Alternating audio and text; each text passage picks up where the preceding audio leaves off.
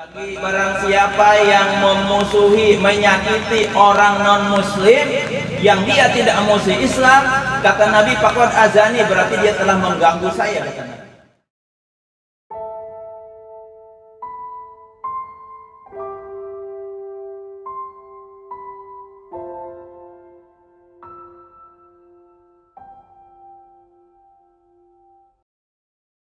Bersyukur kita kepada Allah Subhanahu wa Ta'ala, pada pagi hari ini kita dipertemukan dalam upacara Hari Amal Bakti Kementerian Agama yang ke-77 yang kita sering dengar akhir-akhir ini di Kementerian Agama. Banyak didengung-dengungkan, ada satu istilah yang sedang dipopulerkan, yaitu istilah moderasi beragama.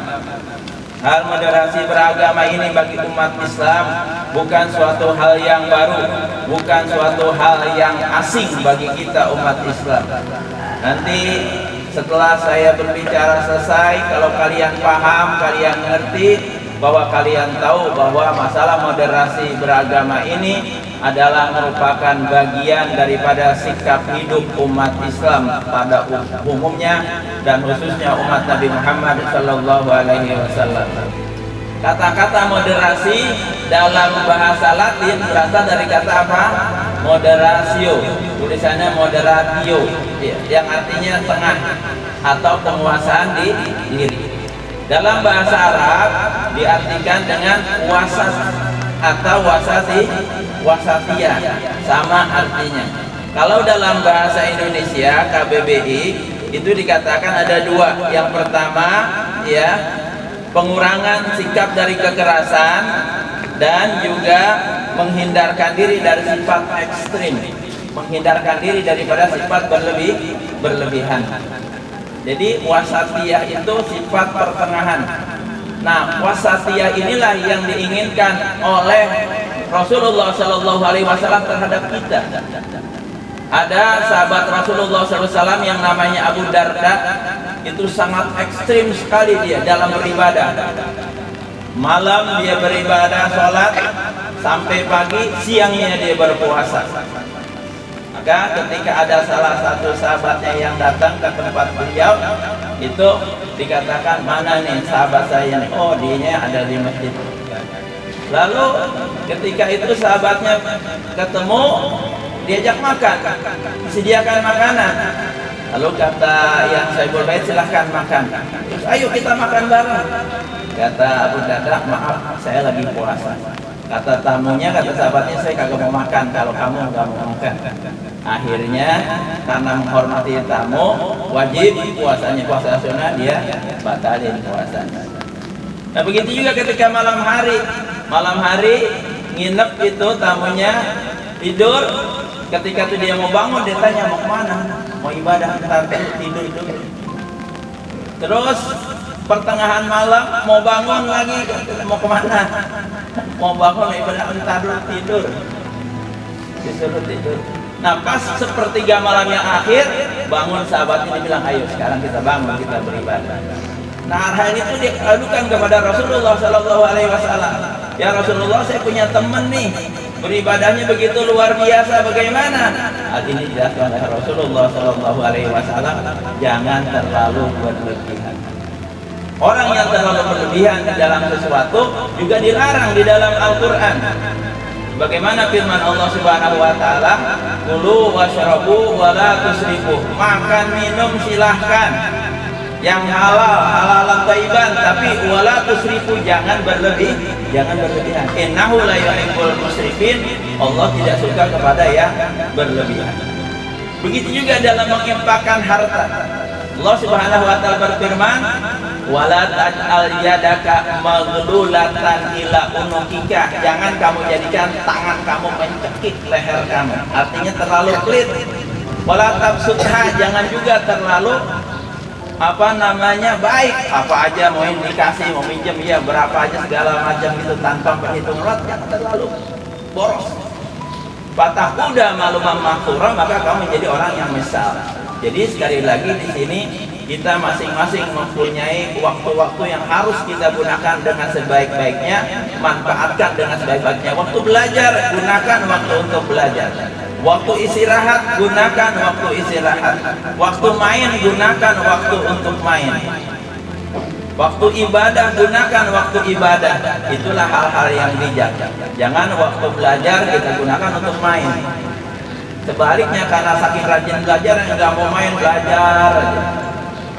Atau sebaliknya karena saking kegantungan HP ya belajar kagak, main kagak, HP aja dipantengin sampai tengah malam, akhirnya pagi bangun kesiangan. Nah, ini adalah sikap yang berlebihan yang tidak disukai oleh Allah Subhanahu wa taala dan Rasul. Dan keadaan yang sekarang didengungkan oleh Departemen Agama adalah moderasi beragama. Moderasi beragama artinya kita dalam beragama jangan berlebihan, jangan juga terlalu lemah di dalam beragama. Maka kalau kita melakukan hal ini akan timbul kerukunan antar umat beragama. Kita sudah melaksanakan yang demikian selama bertahun-tahun.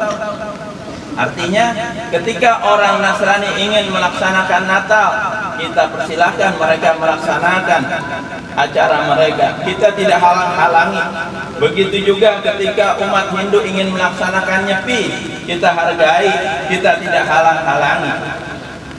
Begitu juga ketika kita ingin merayakan Hari Raya Idul Fitri, kita rayakan dengan sesama kita umat Muslim. Urusan-urusan agama tidak boleh kita percampurkan. Tapi kalau urusan sosial, mari kita bekerja sama. Mudah-mudahan Allah Subhanahu wa taala memberikan kita kemudahan untuk mengamalkan ajaran-ajaran Rasulullah sallallahu alaihi wasallam, ajaran Islam dengan sebaik-baiknya, saling menghormati dan menghargai sesama umat Islam, saling menghormati dan menghargai sesama umat daripada non-muslim. Dan begitu juga dengan tetangga kita yang berbeda suku, berbeda agama, tidak menjadi halangan bagi kita untuk saling bermuamalah, saling berbuat baik, saling bersosialisasi, menghormati dan menghargai sesama kita.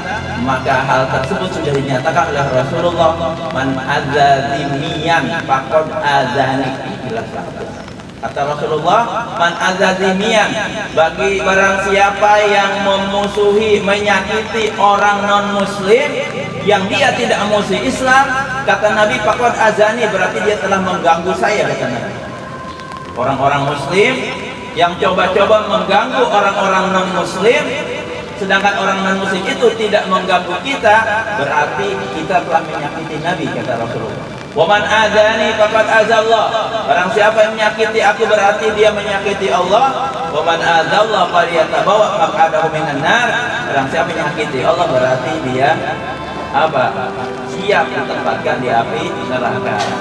Mudah-mudahan kita dijadikan oleh Allah Subhanahu wa taala orang yang memiliki sifat wasatiyah, memiliki sifat moderasi, artinya tidak terlalu berlebihan dan juga tidak terlalu berkekurangan, bisa menguasai segala sesuatu dengan sebaik-baiknya, dengan bersikap adil, menempatkan sesuatu pada tempatnya.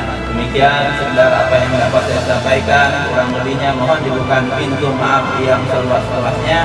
Doakan kami guru-guru kalian, semoga kami bisa memenuhi kewajiban-kewajiban kami terhadap kalian, menjadi guru-guru yang wasatiyah.